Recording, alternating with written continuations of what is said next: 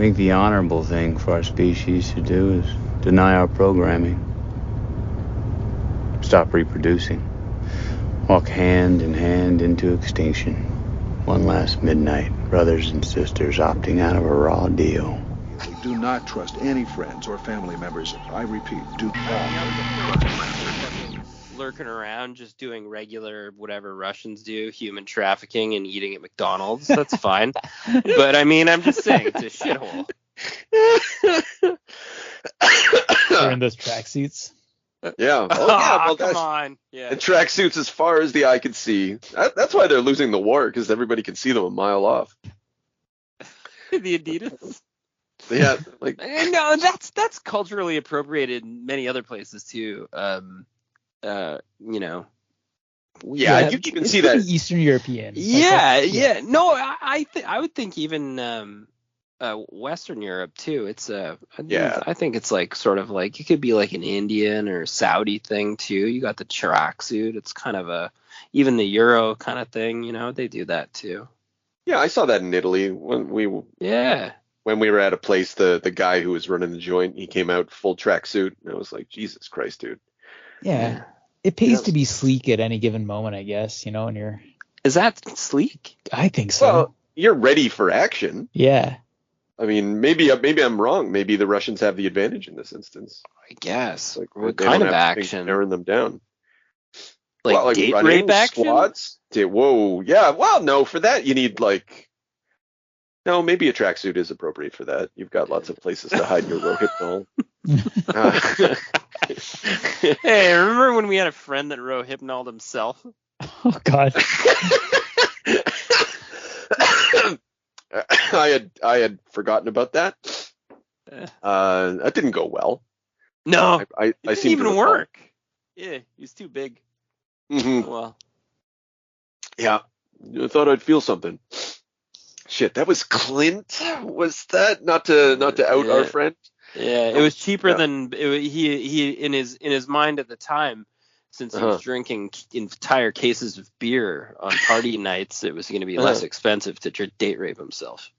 Yeah, we were outraged when he just put it out on display, and then when he drank it himself, everything became very clear with his intentions.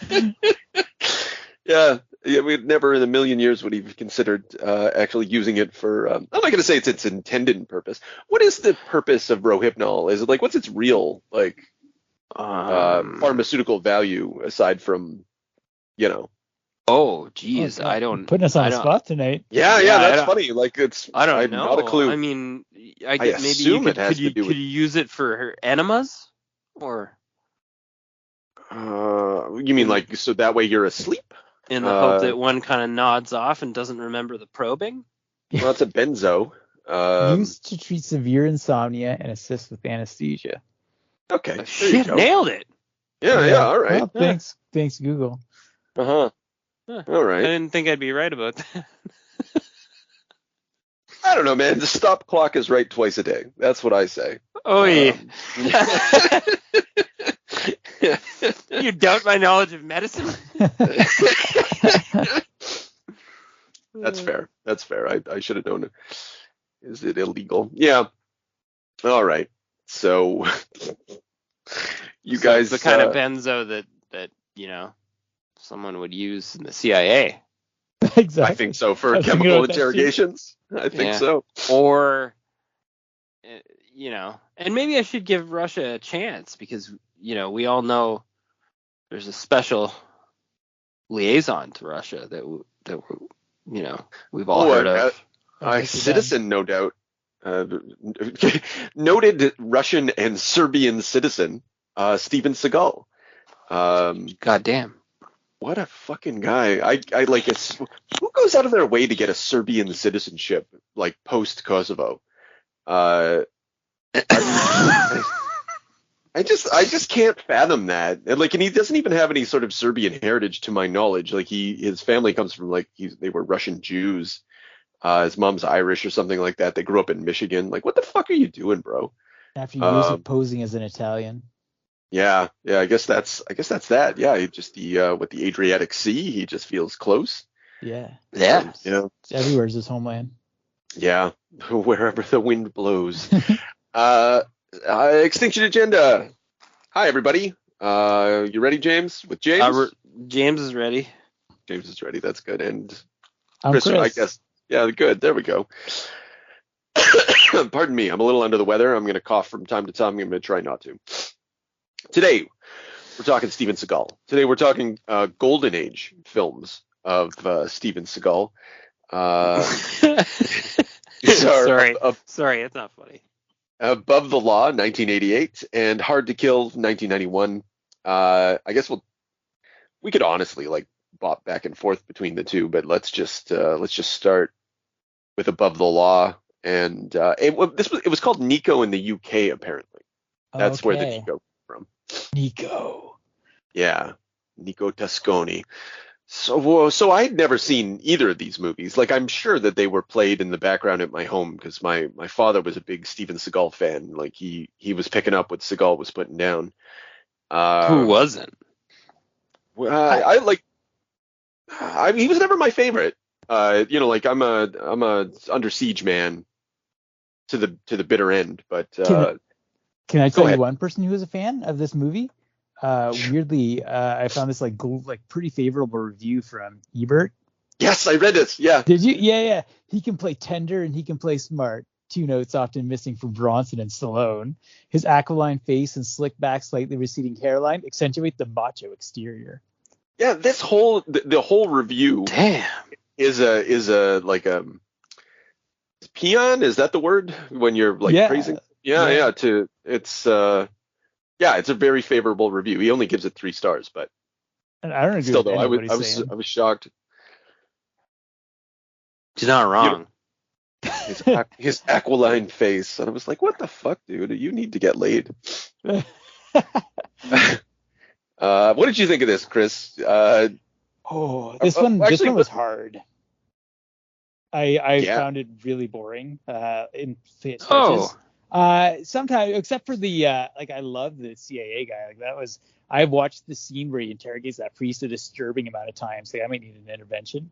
But so certain points really did it for me. But overall, it just didn't come together quite right. I'm gonna have a much different opinion of Hard to Kill. Yeah, that's fair. I think we're both gonna we're all gonna. I think Hard to Kill is the main event. Notably, this is directed by Andrew Davis, who would go on to do Under Siege and Fugitive and Collateral Damage, James, and a bunch of other shitty movies. Yeah. I think he did Holes. And you watched Holes? You seen Holes? No, I don't think so. Okay, sorry. I heard you suck in, inhale with excitement. You just fucking love that movie. And noted writer of Alien and Total Recall, Ronald Shusett, who worked with Dan O'Brien on Alien. On this? This movie? He not just by himself. It's a 3-man team. O'Bannon, before they did the his script, I think got chopped up and taken away or whatever. Yeah. So anyway, Ronald was involved, and Steven is he was also in The Soup as well. One thing about Seagal, he's very involved in his movies. Preparing to talk about this one, I was like, holy shit! No wonder these movies are so. And James, one of the reasons we ended up taking this up is because you were defending Seagal and talking about. Okay, well, hang on. Not the person. No. Yeah, I often come to defense of Steven Seagal's martial arts prowess. Yeah, because I feel like there's just a Hollywood thing, right? And there's also a social media thing, and kids are generally stupid, which leads you to kind of be like people aren't allowed to age. People are like, what happened to Arnold? He's fucking 70 is what fucking happened to him, and he's allowed to age. Yeah. I don't know. Yeah. That's where I'm at. Same thing with fucking Steve. He let himself go. Oh, quite a bit. He did that in a lot of years. Almost immediately. Backward. Yeah. He lost it very quickly. But these Golden Years movies and stuff, and his accolades are and the hard part for me is a lot of naysaying and negative things that come, like, I mean, like, ex-wives don't tend to say nice things, you know, so it's just hard to be like, you know, he was in this place at this time running a dojo. Well, his ex-wife says he was lame and that he wasn't good, you know. Okay, right. That's cool, but that's all there is, you know. Mm-hmm. In terms of like refuting it, and then it's like, well, he's fat now. Okay, fair, but I don't know. I remember. So yeah, like, and the primary evidence to the contrary is, like, put aside these movies, like you share every once in a while, we like to watch YouTube clips of what's the ritual when you know, like, is it called the Ran in Aikido, when bunch of guys that keep attacking you and you got to, like, disarm them and toss them around or whatever. There's a name for it. Yeah, just watch them do that shit. And it's very similar to, like, I read a thing where it was like people, it's like akin to a like a kata display on karate, where there's like there's an uki and a tori, and your one person is directing the action and the other person is literally like, I remember doing it for grading in judo. You'd help your friend grade, and you're being thrown, you're committing your weight to, and you're making your break fall look clean, and they're executing the throw, and the form is on display for the throw. It's not you can't throw me like that in a combat scenario. I wouldn't allow it. I would try not to allow it. You know, but you're gonna be thrown. And you're gonna allow that to happen. And I mean, those type of Aikido displays are just that. They're sort of a movement show for the technique. It's not, obviously not. I mean, I don't think anybody would believe that it's supposed to be an actual display of combat. If you do, I mean, you're just an internet rookie, just talking on YouTube, I guess. But just give yourself a few more years, you'll figure it out. But it's impressive nonetheless. Like I agree with everything you said, but like, I challenge anyone to do, like, as someone who studied martial arts for a long time, in a martial art that has a lot of similarities to Aikido and will often, like, would engage in similar practices. That shit's hard. That shit's hard as fuck. And he's so good. I was going to say, and also you actually get a similar thing where the martial art that you study has naysayers. You know, you get a lot of that. Which is fair. Until you spar with somebody that practices it and realize how fucking badly you can get dismantled by somebody who's adept at it. So what was unique about, and I guess what I was kind of segging into, is that, like, these movies have a unique action stamp that is and a quality, like I'm going to say a quality, and I don't mean that in terms of, like, it's gold. I just mean it has a certain quality to it, and it all flows from Seagal. Like his movies are Seagal movies, and they're not anything else. And one of the reasons these early movies, like, sort of stamp that is because he's so involved. Like, he produced this movie, and he produced a lot of his other movies, and he's involved in the stories, he's involved in the editing, he rewrites the script. Like, he's his own show, you know, like we were talking about how, like, an incredible hustler, you know, like, and he definitely, like, and he just showed up, like, he was an immediate star, like Chris was saying, like, that the review for Ebert, like, this is this dude's first movie. Like, he didn't go the Stallone route or the Arnie route, or, you know, like, doing some bum movies to start off. He just showed up. I'm Seagal.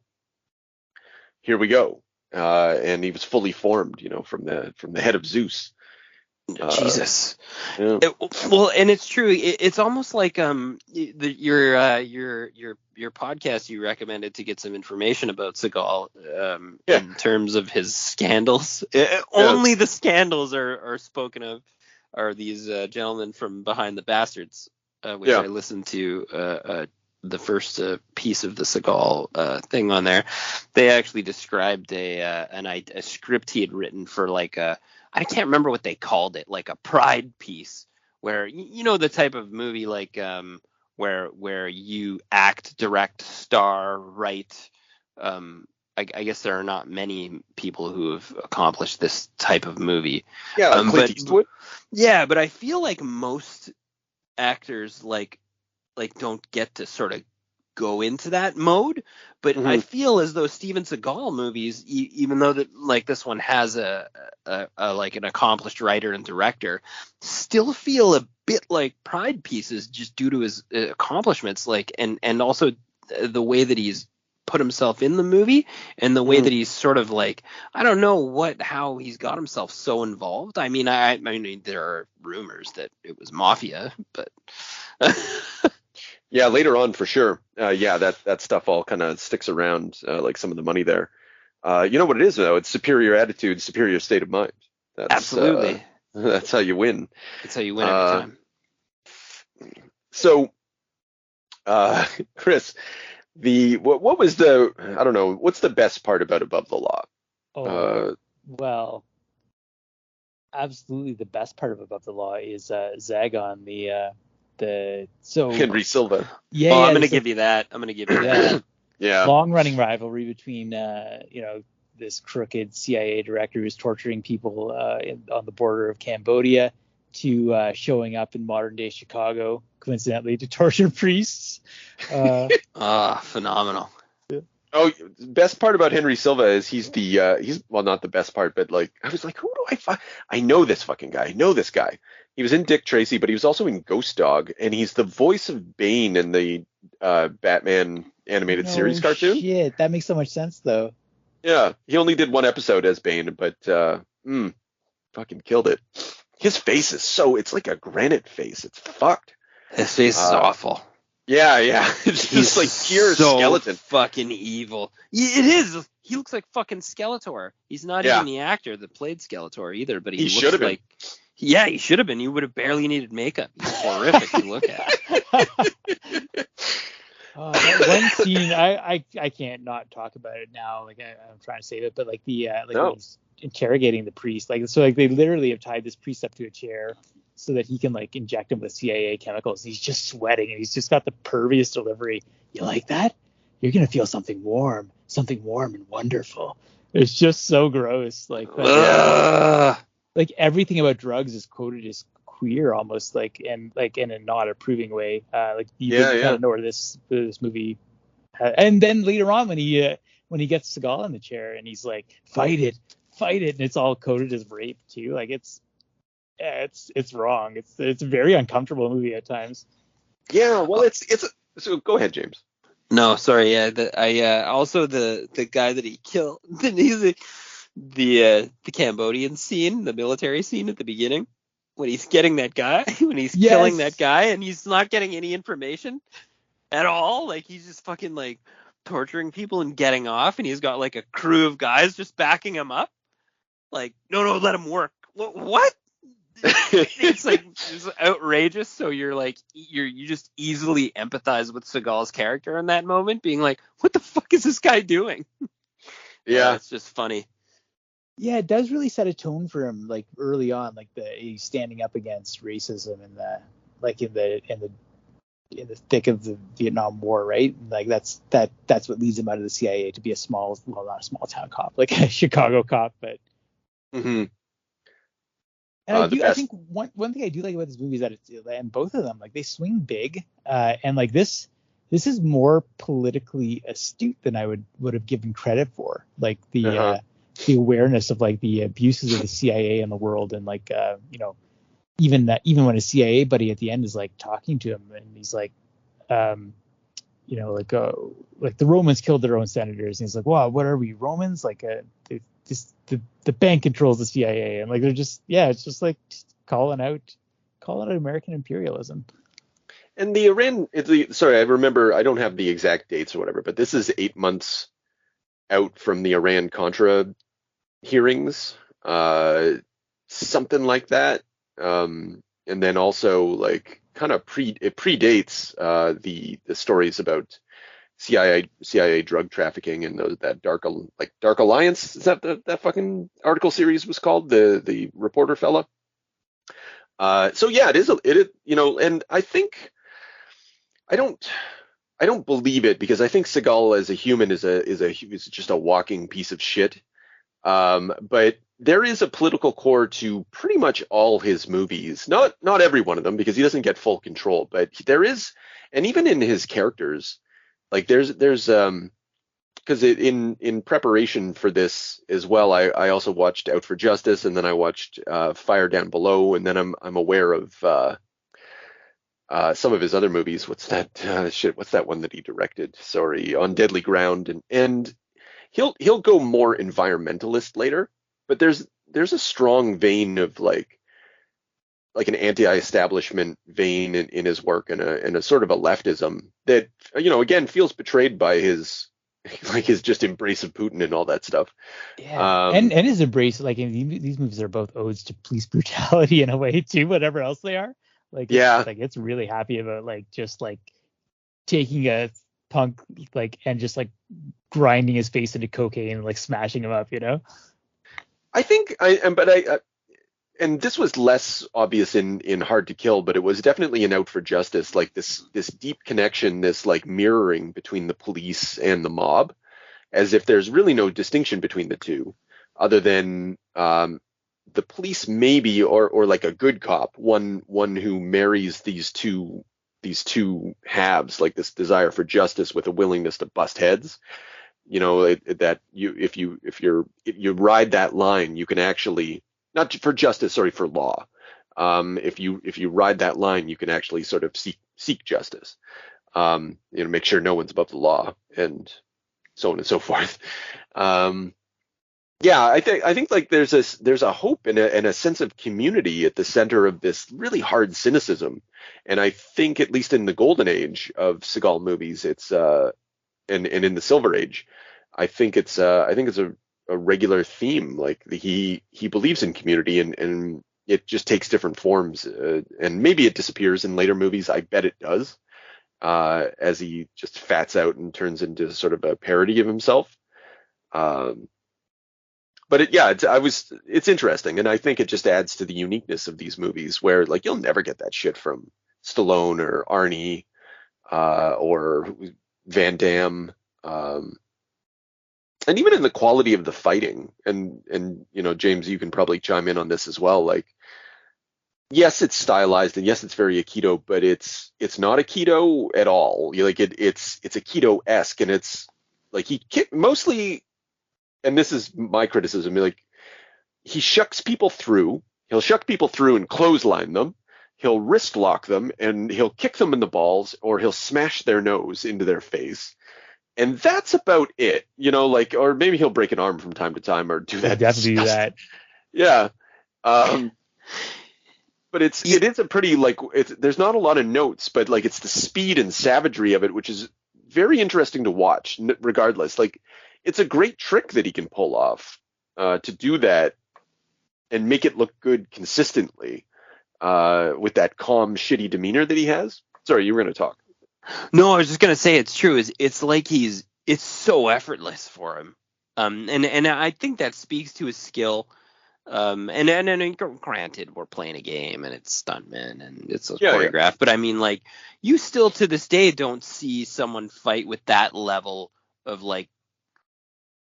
it's a high skill level, to the point where you can't choreograph that way. Look at Keanu Reeves, has been fighting for his fucking life in these John Wick movies.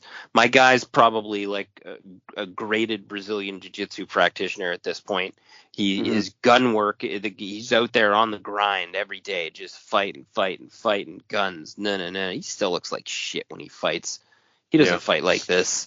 He's at a different level. It's a high skill level for martial arts, and it's effortless, and it just looks so fucking good, like you say. And then they do this this beat cop fucking thing.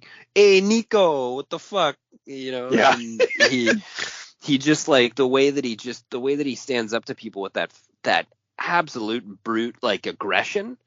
Come on, motherfucker! And it's so clean. And then they've adapted it to this police style, where he's just he's using it in a way to basically dismantle as fast as possible. So like, and anything he does is just brutally violent. Like it's an ending blow when you encounter him. You know, it's a broken arm, it's a busted face, it's your fucking testicles and your knee are broken. God, like just ruined. And it just looks great. And they just use it consistently, and he's able to, like you say, he's able to film that way. You know, I don't envy a couple of stuntmen, but I'm sure it's neat and tidy and crash pads and so on. Yeah, for the most part. I definitely saw some of these some of his more recent movies are on like Amazon Prime and Netflix and stuff like that, and I was very tempted, but I was like, no, stick to the golden age for our conversation, and I'll. It's true, yeah. I mean, like, I'm sure there are certain things that he can still make look very cool with the wrist manipulation sort of thing, but that's all you can do with that size and weight. These ones here are really fun because he can fucking move, you know. Yeah. Pardon me. There's a real framing of dominance to everything that's done in these movies. It's just kind of like brutality is exactly the word, like, where it's just like it's almost like a sniper mentality of like one strike, one kill sort of thing. Yeah, and you know, again, I know you guys didn't watch it, but like Out for Justice, he's just so fucking aggressive. Like, just take Nico and Above the Law and just like turn it up a notch if you think that's possible. Oh god. It's hilarious. I'm gonna have to check that out. But yeah, even in this instance, like he's uncomfortable. He's uncomfortable to be around. Like I know, like in Heat, Al Pacino is, you know, great ass, you know, like he's big and he's uncomfortable in a sort of loud way where like he'll get up in your face and be a little like, you know, we want to get nuts. But at the end of the day, you're maybe only afraid of him because he's going to run you downtown. With Seagal's characters, with Nico, like he's going to really hurt you. He's going to push you around and he's not going to give a shit. And if you mouth off to him, you know, he's just gonna put your face in a bunch of coke, you know, in a mirror full of coke, and just grind you up against the wall and kick the shit out of you. And there's like, honestly, I was feeling like you mentioned a couple times, just having some like anxiety watching him, and like, yeah, like there's like some serious bully energy to it, where it's sort of like just the desire to dominate and like slap people around, and it's that sort of like Bruce Willis aping sort of like just, you know, smarmy charm that he tries to emulate, but it almost feels like a abusive spouse, or like, we're going back to normal, but like, yeah, you're right, it comes off that way. It's so obnoxious and aggressive. It's like even his partner just slapping him casually in the head, like the kind of person that casually slaps someone is just not it's just not acceptable. It's not this like way of behavior. But even when he's like laying in bed with like Sharon Stone, he kisses her, you can't help but get the fucking crawlers. Like he's so dominant. It's got to be like in his own mind. Yeah. The confidence, the arrogance, and it's just it's something. There's something fascinating about watching it though, like from a spectator point of view, and just like, and also like, that's what I mean. Like, I think the only plot devices they could come up with are just fridging, because it's very difficult to empathize with him outside of that. So, I think you're right. Because there's that sort of like unhinged undercurrent of like just simmering rage that unless you have some big justice that needs to be revenged, like it just would not come off. Yeah, and then you can kind of grit your teeth and get hard, get behind them, you know. Yeah, go fucking kill some guys. I can vouch for this. They bombed a church, whatever. They bombed a fucking church, exactly. He carries out all those dead bodies, like, and I think I'm agreeing with what you guys have said. I just want to like, it's that tension between like this bullying energy and his like his apparent sense of community, like his apparent goodness, his wholesomeness. Like, he's in church, he's going to service, he talks to the priest. I forget what. I think maybe it's in Hard to Kill when he sings, like, he does the Lord's Prayer with his child and stuff like this. That's right. Yeah. He like, there's the outward signs of wholesomeness, but there's every indication that everything's rotten. Yeah. And family too. Yeah. Like, family gets played up in both these, like Sharon Stone begging him to lay down his pride and all that. He's like, it's like there's nothing you would do for his family, but you can't ask him to do that because there's something bigger than that. And definitely in Hard to Kill, it's like, yeah, it's played up just like loud. Like, it's the classic Phrygian thing. In this case, it's Pam Grier there's lots of things, bombing a church, and then there's Pam Grier's character getting shot, if I remember correctly. Yeah. And there's fan theories that, they're having an affair. And it kind of tracks, and it adds to our sort of thesis about the tensions between, like, things appearing wholesome and not being that way at all. Like, she's like, I skipped a hot date to be with you, and she's talking about lingerie and don't say that around your wife, that kind of thing. And there's the family photo, yes, yeah. Thank you. Yeah. So yeah, it's just like it, and like that in and of itself, not a big deal. Like, who cares? But it taken as a whole, as part of the whole, you're like, God, will this movie ever stop? Because you're like, Chris, I wasn't exaggerating. Like, something about these movies gave me for real anxiety. Like, they were very uncomfortable for me to watch, as much as I liked them. I think the music, David Michael Frank, who also does the music in both these movies and also in Out for Justice, there's something about it that didn't sit well with me either. The, like, sort of cheesy saxophone over like just like rampant brutality.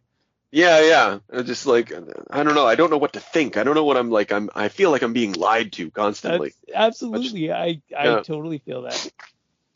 Which is, like, that's why these movies are so Seagal, because, like, he will go on to be like an immediate and complete liar who passes himself off as the characters in these early Golden Age movies. These things, like, they don't just produce Steven Seagal as an actor. They produce Steven Seagal's interiority and his, like, what he attempts to, like the fiction suit that he puts on and tries to live in and never really takes off. And then, like, kind of, yeah. I mean, at a certain point, I can't psychologize too much, but. Well, especially this one too. I think there's, like, it's coming together. He's figuring it out, like his special blend of spices. But there's just such an awkwardness to some of this movie. I'm thinking of the scene where he, like, takes that corrupt cop out to the beach shore, and they just have that, like, super awkward conversation about, like, maybe I judged you too harshly, and he's like, yeah, I think you have, and I'm gonna judge you the same way, and he makes him walk out into the sea in his underwear. He's like, if you don't hurry, I'm gonna empty this gun into your butt. Like what's this mix of language? Like, why are you, like, this absolute monster psychopath, but you won't swear? Like, it's very strange. Yeah, that was a strange moment too, and it was like they became, like, buddies for, I don't know, it was fucking weird. And I think it's too that whole, like, that undertone of him being like kind of a monster is just, they give you, like, a cast of villains so fucking heinous, but that you can't help but want to get a little smirk on watching him turn that bully energy on them. Absolutely. Like, and that's what it is. And I'm thinking of that guy too, that guy, the fucking mobster guy, the, like, low level mobster guy. Like, fucking, that's the guy right there, roughing up my customers. With the bartender? Oh yeah, that little, man, what a piece of shit. He had such a fucking awful face, and his hair was terrible, and I just wanted to slap him. And they just, I don't know, they're so good at giving you that guy that you want to slap in the face just so that Steven Seagal can eventually break his arm or shoot him straight in the chest. So true. Great casting. Like, I know, like, think about the names that are thrown around here. Like, it's Sharon Stone, Henry Silva, Pam Grier, well, Steven Seagal. And they got the guy from Major League. I don't know how to pronounce his name. Chelsea Ross. I don't know. It's spelled really weird. Chelcie. But he was the Nelson Fox. He was the deep throat guy that would call. They call and tell him about, give him the inside track, give Nico the inside track. I don't know, just like great cast. Better than this movie fucking deserved. And yeah. And the other what was the other one we watched? Hard to Kill? Yeah, Hard to Kill had the same thing. Just a great cast. So the one you watched was with Richie. Anybody see Richie? William Forsythe fucking smoking crack all the time. Jesus. Oh, yeah. Do you remember that movie at all? Oh, yeah. That I think that one is my favorite. Because I believe that's the only one I actually owned. Yeah. Anybody seen Richie? Yeah. Just like, anyway, we can put that aside. Just such amazingly brutal violence. Which just, I was like, oh, wow. But speaking of amazingly brutal violence, I think maybe we can turn to Hard to Kill. I'm sure, if there's something else to say about Above the Law, we'll come back to it, I'm sure. But this one, 1991, this is his next movie. Different director, Bruce Malmuth, who's a fat nothing, never really had much of a career. And this, what was weird about this one is, reading through the trivia and whatnot, Seagal didn't like this movie. And he was very disappointed in the director. And one of the things he was disappointed about is that he didn't get enough input, in editing or story or a bunch of stuff. And I think that's apparent in this, because this movie, James, after you watch this, it's not good. It's it was a parody of an action movie, and I was like, that's not wrong. It is an action movie spoof that is not a spoof, and it's shocking that it works at all. You really have to have a sense of humor. Yeah. Oh, but it's fun. Don't get me wrong. And the action's outrageous, and the scenarios are. He replaces his wife with a fucking, an unhinged, mentally ill molester nurse. Yeah. And he just subs her out. He doesn't. It's not even. Yeah, it's a little odd. I think there's a brief flash of guilt about it in flashback form, but yeah. Yeah, no, not even. I think it's that scene when he bangs her and he looks at himself in the mirror and looks down at his wedding ring. That's right. That's it. And he's like, "Oh man, you're a piece of shit." And that's it. That was his only flash of weird guilt. I watched this with Julia, and she's like, "Is that part of his training montage too?" Oh my god! Yeah, I think it was. Yeah. That's essentially was. Yeah. Yeah. Elevated him over the base bridging quest because he found something to live for, and then is getting his son back too. Yeah, that was great. And I honestly, it's so funny that you say that too, because Kate was playing the game on Switch, and she actually put the Switch down to watch this training montage in its entirety. Just I don't know why, she was just taken with it, and she was like, "This is insane. What is he doing? These are not martial arts moves." It's an amazing montage. It's like the platonic ideal of a cheesy 80s training montage. Especially it ending with him sitting on top of the mountain. There's an eagle cry as he's meditating there. The eagle, yes. Beautiful.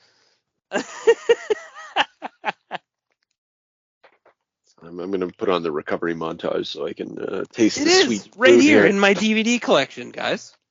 Out for Nice. Justice, my only Seagal movie. There you go. I knew what was You up. knew. Yeah. So this movie, for anyone who hasn't watched it, and I don't know who would be listening to us talk about this if they haven't seen this movie, but on the off chance that you haven't, hit pause right now. We'll wait. Go watch it. Come back. If you didn't do that just now, though, it is about, what's this dude's fucking name? Mason Storm. Mason Storm. Jesus Christ. Storm. Mason Storm is he's very, he's like Nico. He's a super cop, piece of shit. And he comes home one night. There are lots of other things happen that we'll talk about. Well, maybe not lots of other things, but anyway, he comes home one night. He's banging his wife. happy family home, and some guys come in and they gun him down. And I could have done without that sex scene. Yeah. Was there a sex scene in Above the Law? I think there was. I think there was. He Steven Seagal just, oh man, he loves to like deep kiss actresses and like fondle their tits in real life. There is something to me, I feel that, and like it was like something very Tommy Wiseau about the way he frames sex scenes, where it's just sort of like he's got a woman at his mercy because she has to be part of the script, and he's going to take advantage of it. Yeah, exactly. And it's just like, it just feels like it goes too far. And I don't know if maybe that was like steeped in like 80s realism. Like, honestly, like, and like, I love uncomfortable sex scenes. I don't know why. Just in a movie, if you can deliver me an uncomfortable sex scene or uncomfortable nudity, I'm still great with that in this day and age.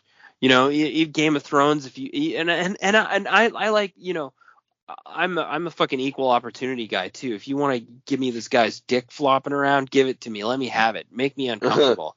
Like, honestly, that's just like a weird. It's a thing in film. You can't strip it out of every fucking movie and not have every movie just be Fast and Furious or a Marvel movie, basically, to me. You know, it just feels like nobody wants to have any guts anymore. No balls. Oh, amen, brother. I don't know. So I guess what we're saying is like Steven Seagal has the balls, man. That's right. The balls to go on. I was gonna say, are you gonna segue into sexual assaults? No, I was gonna talk about the other. I watched Fire, like I said, I watched Fire Down Below. Which again, speaking of cast, like it had Chris Christopherson and Harry Dean Stanton. Like it was a great fucking cast. And I was really struck by Chris Christopherson's like the way he surrounded himself with women and like fondled them and was really physically, not going to say aggressive, but there was just like a lot of hot ladies around in a way that I know that there's always hot ladies around, but it felt different to me, and it felt like of a piece in a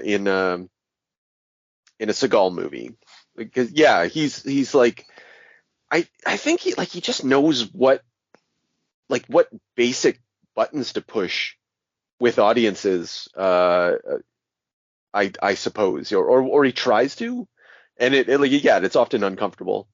But yeah, I agree. You know, we need more of that. Like this movie like came in like number 1 in the box office when it dropped, and it made a bunch of money. And I would kill for a fucking movie like this. Hard to kill. The coma escape. Sorry, but I didn't even finish. Yeah.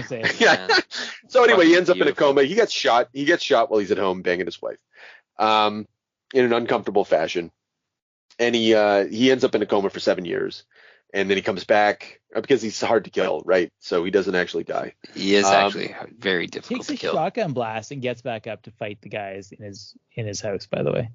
Yeah, well, because he's like pure, man. He's got to defend his family. Yeah. And meanwhile, his like probably the most saintly human on planet Earth, like his O'Malley or whatever, like raises his son for him and hides his body in a nursing home. How you do that without paying for it out of pocket, don't know. And quits the force because it was unfair, because they smear him afterwards. The mob frames him so it looks like he's a dirty cop. And then Seagal wakes up 7 years later and recovers with the assistance of a pervy nurse, who I'm sure we'll talk some more about too. Who he later also bangs as part of his recovery. Which is like, honestly, like that's got so much fucking kink behind it. Yeah. Oh my goodness. Like having a weird 7-year coma with like just being unconscious while a nurse just like dreams about your dick. I was shocked. Like it's so offensive on so many levels. Yeah. And, like on the one hand, it's acceptable because like whatever, everybody like among guys, you're like, yeah, of course, that'd be awesome. Take the double standard. Take the double standard. Right? Yeah. But yeah, like I was just really shocked with how overt it was. He was like, like there's a wordplay joke. You want some pussy? And she like gives him a little cat while he's unconscious there with his and then she lifts up his blanket and she's just like, "Oh, would you please wake up?" And she's just like looking at his dick, like just phenomenal. You've got so much to live for. Yeah. This is great. That's love. That's real love. That's how that works. Love at first sight. Yeah, that's right. And it's, I don't know why, but it's acceptable. I accepted it. That's his wife, right? Like at the time. So I guess it's fine. They're just playing a game. It's like some people just like wear handcuffs. Other people make extensive movies together to get ready for the bedroom. Anyway, that's the plot. And then and actually there's a senator involved somehow. Like this movie is full. This is a full movie. Yeah, because the senator is the movie starts with him like doing some clumsy surveillance and he gets spotted, and they are arranging for the mob. The senator hires the mob to kill his political rival so that he can win easily. And take that to the bank. Yeah, that's right. They take it to the bank. Take you to the fucking blood bank. I fucking cheered when that happened. I was like, I cannot believe that just happened. That was another Kate moment, like a look up from the game. Be like, what the fuck? And that is the plot. Like he just then has to get revenge on, and I guess find his son and prevent his son from getting gunned down again. Because everyone who finds out that they're alive wants to kill them. Yeah, but he's hard to kill, so you can't do it. Yeah. He's fucking impossible to kill. I got the training montage here. Like it's actually, so he puts all these pictures around, like all these news reports of like a vision board. Family. Yeah. And he's really pathetic as he starts off. It's actually kind of impressive. Like Seagal in his movies, and this is the first one, or maybe the only one, where like he's weak in some sense. I gotta go back to the fucking hospital escape. That is amazing. With the fucking he's gotta mop. use a mop. Yeah. He's like pushing himself on the bed because he's so weak. Like he's pushing himself into the elevator, like just like dodging the assassin by going up and down the floors until someone can intervene. That hitman is so fucking like he's just like going around killing everybody, which I feel like you'd want to have at least some sense of pride. Like I don't know if you ever played the Hitman games, but like you're really trying to just like hit your one target and then like not have a huge body count, because it's just embarrassing if you don't. Well, yeah. Also, like, can you imagine going back to the mob and being like, yeah, I already saw in the news that you butchered 17 fucking people at the hospital. It's actually like a massacre scene. They're bringing the FBI in. That's a lot of heat. What the fuck? Like, you can't do anyway. Yeah, that's a little minor plot hole or issue. But the more inept and annoying the assassin is, the better it is for Steven Seagal to kill. I also really enjoyed how personal it was for the assassin. Storm, you bastard! He's just like screaming at him, like just losing his shit. It's like, it was like Home Alone almost, because he'd got him in the fucking forehead, so he was like had that fucking like that blood mark on his forehead, like this wound that wouldn't heal, and his hair was all like awry, like that assassin guy had like sort of like degraded in condition as the movie went on, sort of like waiting for Seagal to kill him. I don't know. It's fucking weird. Just new. Yeah, so this was really special. This one, like, this is like it flirts with B movie territory. The other movies are, I don't know, I guess they're all B movies, but I don't know, they're aiming for something more. Like there's a competency in Above the Law, which this movie completely eschews. Not interested. And it's like, it's kind of shocking that it works at all. Like it could have, and again, maybe this just bolsters my Seagal's a real property. Like he kind of manages to muddle through this, even though it was kind of turning into an amazing shit show. I love the like the unhingedness of the opening where he gets into that confrontation at the convenience store where these punks are robbing this guy. So they're robbing this store owner, and then he's like, where's the cop you need him? Seagal's there to stand up, but they, because of his interaction, they end up wasting the store owner. So he's only there basically to avenge like the death of this guy. Not even like, just sort of like there to like mop up afterwards, which kind of like it's that tension of like he's not really saving people. He's just there to like be on his knees and like intimidate the punk for like, oh, like I'm gonna throw the gun away. I'll get on my knees and I'm still gonna like break your ankle and like twist you like a pretzel. Oh, and then I'm gonna come home with champagne and bang my wife, who's like unconcerned about the fact that I have blood on my like.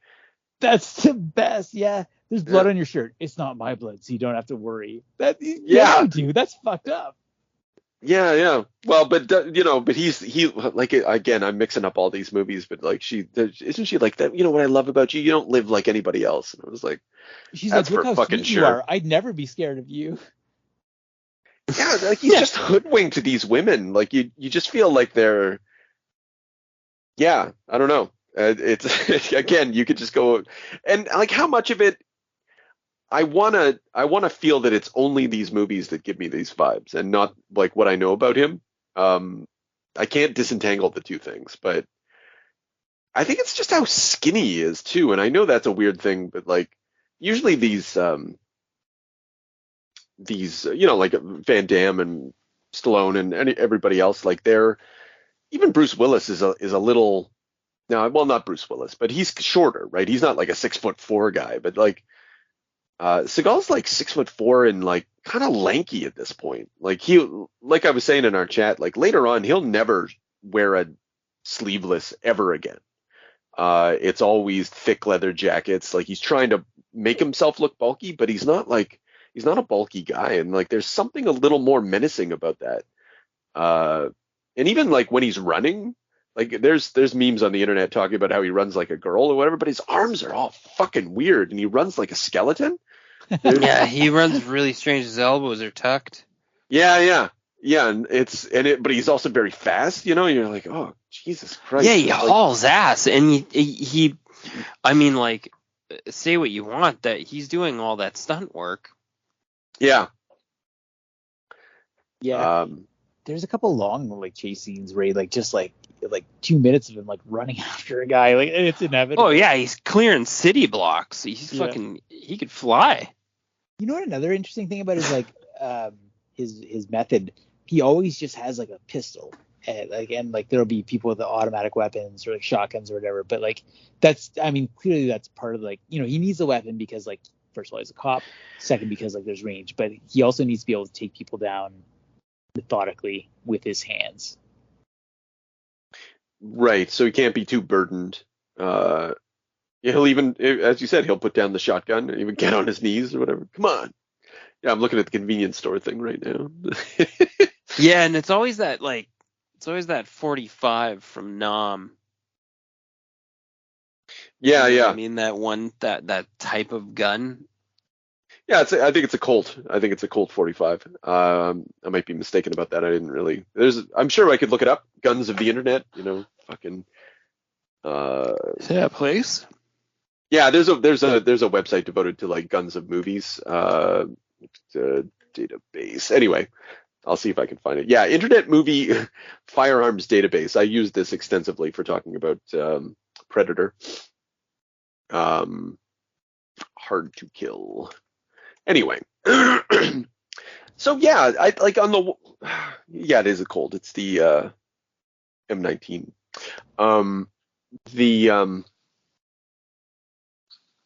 I don't know. I felt that we would have more zany things to say about this because this movie's fucked. It's just like completely fucked and weird. And but on the other hand, like when you like, I don't know, when I gave the plot synopsis, like it sounds weird, but it's not like, honestly, Above the Law sounds weirder. It's CIA true, soldier. and above the law, and it's because especially above the law has like it has like sort of that weird martial arts montage at the beginning that sort of gives the history of Steven Seagal, like or that faux that manufactured Hollywood history of him, for sure, training in Japan and everything, and then he's in Nam. And then you know what I mean? It's definitely all over the place. And then this movie, when you describe the plot, it does sound more linear, but it's an actual shit show. Yeah. To sit through. And there are so many like very long, drawn up, like crazy car sequences, stunts, driving cars with no rims in parking garages, dangling fucking from the end of a building. Hilarious crash dummy scene on that, by the way. When he rams that guy off the back of the car. That's amazing. Oh yeah. Yeah, and then there's like just like ludicrous shootouts where like it almost seems like the movie should climax, but somebody just runs away and then they have to battle again later. I'm thinking of that parking garage shootout, with but anyway. Am I mixing them up now? No, that's above that's the law. Silva. Yeah. Yeah, that's above the law. Yeah. Yeah. They blend together, like when you watch them in succession and then try to talk about them. You're like, which one was?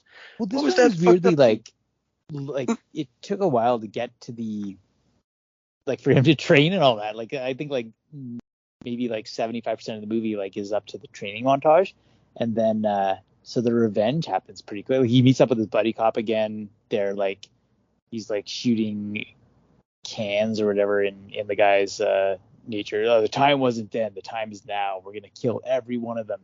And then he just does it. He finds his son. They try to kill his son. But his buddy cop gets gunned down too, I think. But then he just shows up at the guy's house and takes them all out. And it's but that's uncomfortable too. There's just revenge is Steven Seagal in your bathroom, just slapping you around, Oh, God, that's frightening. It's the very definition of revenge. Yeah, it's the platonic form. Not the end I'd want. a cold dish.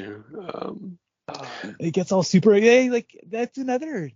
He when he catches up with the senator and he's again, threatening rape. It's a guy like you. Oh, you're right. In the penitentiary system. Let's just say you're not going to be too comfortable. Well, doesn't he say he knows a guy? Again, I might be mixing the movies or whatever, but I'll just make sure you. Really I think he literally tells him you're not going to be too anal retentive after this. Yeah, exactly. That's the line. I was like, what the fuck? Yeah. And then he goes to shoot his balls off. Whoa, they must have been smaller than I thought. I missed. I never miss. Yeah, and it's a weird. Yeah, you're it is a weird sort of part of his vengeance is he's going to call you gay, essentially. You're just you're effeminate. He's gonna be yeah, that's right. I'm gonna make you gay.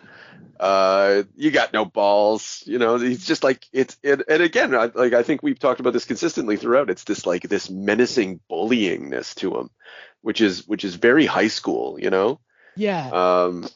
The one thing that then literally he's hiding behind a pillar for one of the cops who was in on the hit against his wife, and he's circling the pillar, just kind of calling out to him, "Boy, how does it feel to know you're gonna die?" And then he just walks over and slaps him across the face before doing anything else. Well, that's demeaning.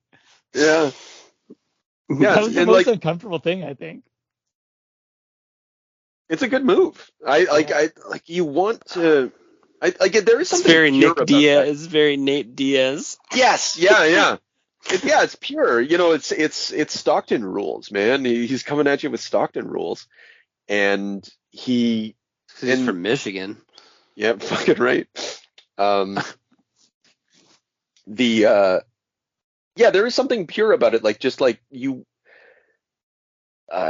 what am I even thinking? Like an aristocratic thing, you I challenge you to a duel, and you'd slap them in the face or whatever. Like you do want to demean them. You want to, like, before you kill them and before you beat them, you want to, like, beat them down psychologically, so that way you have the pleasure of knowing that you have lessened them, so that way their death is more sweet. And there's, like, that's so fucking vindictive and shitty, and you'd never, like, and I keep saying this, you'd never get that from Stallone or Arnold. Like, imagine Arnold doing anything like that. Like, the worst you'll get is the Terminator, who just kills you because he can, right? You know, and Stallone will just shoot you and stuff like that. But, like, it's so personal with this guy, and it's really psychological and fucking gross, gritty. It's a brand. It's a particular brand, and, like, it there's something disturbing about the fact that he was so popular and so successful. Yes, the dads were just like chomping all the dads to get the next Seagal movie just so that they could see this sick fuck terrorize people. And there's because that's how you do it. I think there's a lineage, like, dating back to, like, probably Death Wish was a big influence on his career and his way of making movies. And I bet, like, things like Taken probably have come out of this, like, stuff like this too, you know, like the sort of, like, schlub dad idea of, like, you know, getting revenge for your family. Yeah, but they left off, like, I agree with you. It is part of an extensive lineage, but, like, if so, like, this is a branch all its own. Like, if it's a family tree, like, this is an offshoot, because, like, again, you can't reproduce this. No, but I just think, for the simple, like, even if we're creating categories of things that must occur, like the psychological demeaning of your enemy prior to stabbing them with a pool cue is not, you know, like, not, like, that's not on the agenda most of the time. Like you'll. It's true.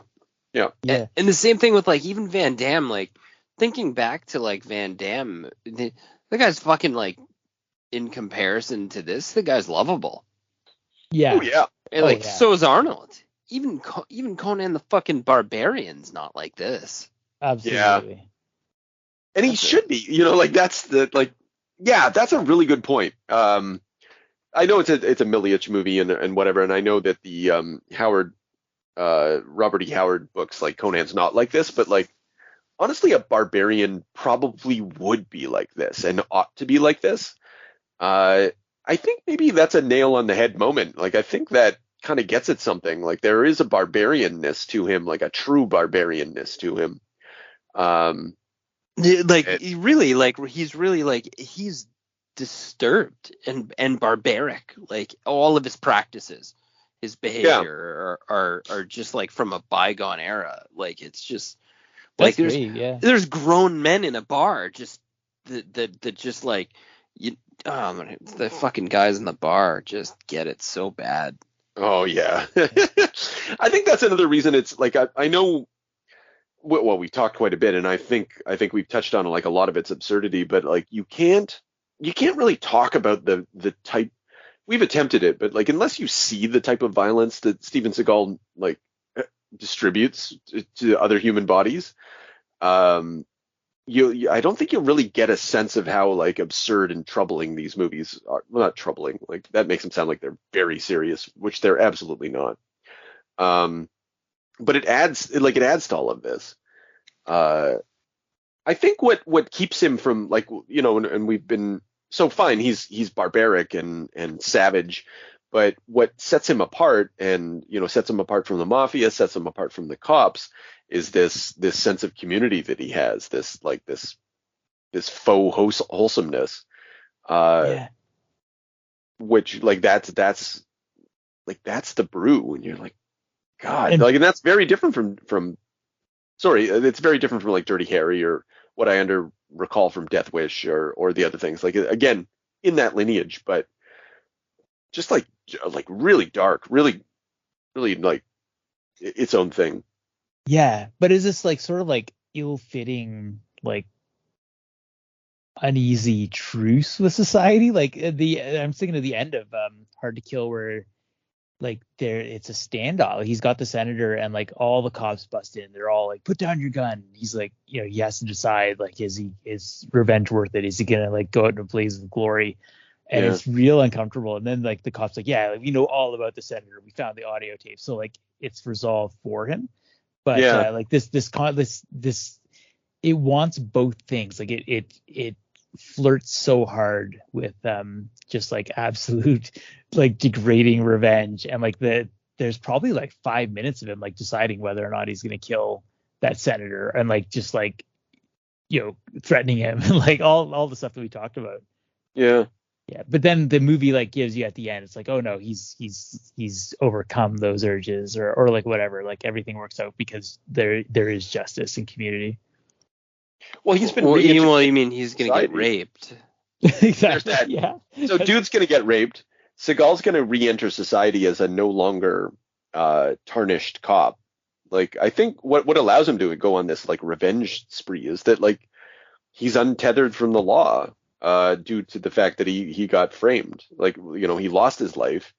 He needs, you know, he has to like kind of a hero's journey type thing. Not exactly, of course. But yeah, he just ends up reintegrated into the community at that moment.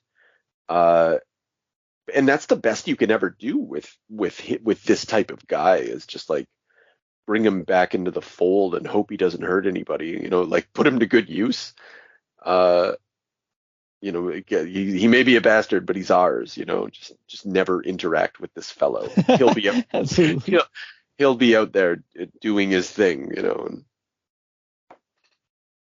I'm not sure, like it's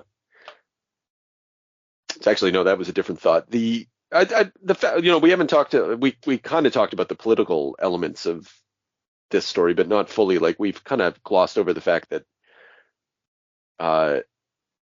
it's a senator that is at the center of all this. You know, the senator is tied up with the mob, and it is like it's another instance of that social consciousness. It's not as pronounced as in Above the Law, but it's definitely there. You know, like but it just comes off as sort of cynicism. But then it's not, right? Because he's going to, you know, the senator is going to be brought low. He was already psychologically defeated by Seagal. He's going to be sent off to essentially a rape camp, and all will be good. You know, all is righted in the world. It's a heady brew. Yeah. I like that. Yeah, absolutely. So yeah, and I guess we can't say that over an hour of praise for Steven Seagal. He's a molester, a piece of shit. Oh, there we go. Speaking of rape camps, yeah. Yeah. Yeah. And all, you know, it's weird too. The guy has like and this was part of his like Hollywood mystique, is he has like sort of I don't know what he has, a system. He has a shield, like a shell around him of people, and you know, what's the word, you know, enablers, beneficiaries, or I don't know. There's just people that are just surrounding him all the time, and you know, nothing ever really formulates outside of an accusation. A lot of accusations. Yeah, but nothing ever stuck, and he couldn't be. Oh, we got some out of court settlements. Here. Oh, did he? Yeah, well, I don't know. According to Wikipedia and everywhere, like May 1991, it goes right back to during the filming of Out for Justice. Jesus Christ, I believe it. That movie's anyway. In return for remaining silent, Malone and the other woman received $50,000 each in an out of court settlement. I don't know what the source on this is. Anyway, around the same time, 4 actresses said Seagal made sexual advances, typically during late night casting sessions.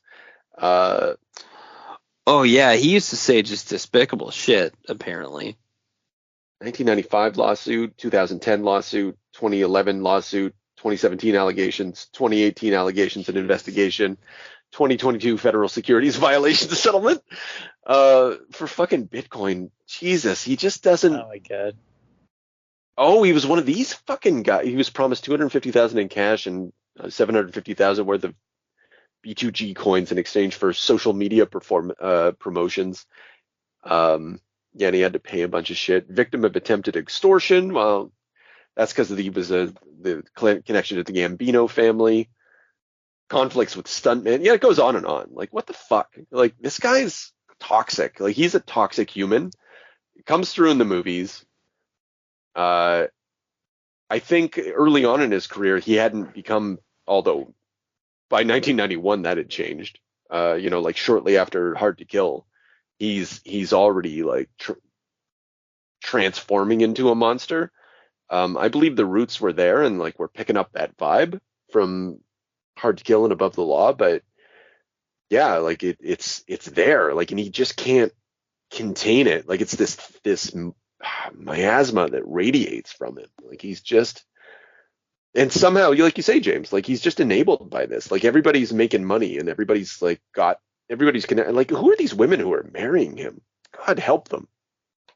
Oh man, I can't imagine. I'm sure. Well, I mean, especially the mob. Like, I'm gonna go out on a limb and assume it was probably like Hell's Angels style in terms of like women. It'd be like some. I assume these guys were on a tear. Fucking, it's probably awful. Yeah. He even that friend of his who actually was in the CIA, I guess, had like an agent, and she like stepped out of a trailer brushing her teeth, and Steven Seagal was like, "Oh, that's what you look like when I come in your mouth." That's like an old classic. Wow. He just loved to just drop lines on women that way. So like a lot of these allegations stem from these, like, I don't know if that constitutes a sexual advance or just like just madness. Like, it's definitely sexual assault. You know? That he's just comfortable just like unloading those kind of commentary onto people. Yeah.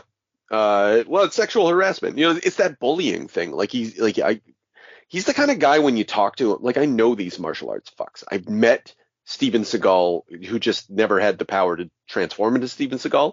They'll like put their hand on your shoulder and like massage you a little bit while they're talking, you know, like to casually just like enter into your space and like engage with you physically in an uncomfortable way. And you're like, you know, but they don't even notice it. They don't even notice it. And this, I like bet he never even noticed it. And if you approached him about it now, he'd fucking talk to you about like, you don't understand my ways, man. You know, like, he'd give you some sort of stupid speech about like being like the way the modern society is degenerating because men can't be men or some shit like that. Like, he makes me so mad because like, it's tough. I just know this particular martial art mentality. He's like a hyper version of it, but I've met these people, and yeah, I don't know. Like, they just don't realize what's happening. I don't think there's any self-consciousness to them. No. Or what's worse is there is a self-consciousness, but it's like, it's framed completely differently. Like, he might as well be living on Mars. He just doesn't get it. I don't know the guy. It's my supposition at a distance based on like what I've seen from him over the course of my life and heard about him. That sounds so true, though. Yeah. Yeah, that's it. You know, it just sits. You know, when is it a duck? Does it quack like a duck? Does it shit like a duck? Yeah, it might be Steven Seagal. Now, all we need is a little energon and a lot of luck.